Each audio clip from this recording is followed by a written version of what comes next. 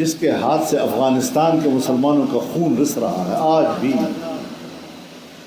جن کے ہاتھوں سے عراق کا خون رس رہا ہے،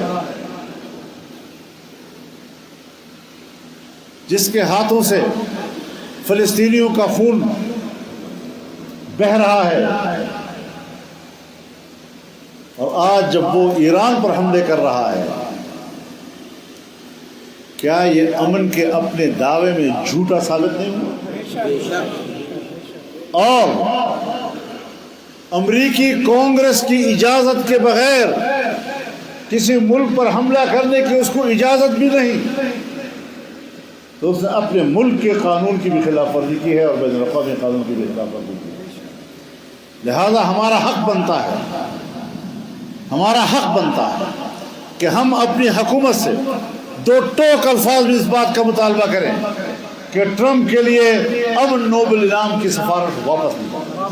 پچھلے ہفتے بھی امریکہ مذاکرات میں مصروف تھا اور حملہ کیا، اس ہفتے میں بھی ان کے لوگ مذاکرات میں مصروف تھے اور اس کے باوجود حملہ کیا۔ کیسے دنیا اعتماد کرے ان کے اوپر؟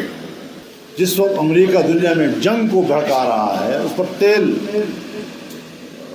ڈال رہا ہے، شعلے بھڑکا رہا ہے، بارود برسا رہا ہے، امن نوبل انعام کی کوئی گنجائش نہیں ہو سکتی اس میں۔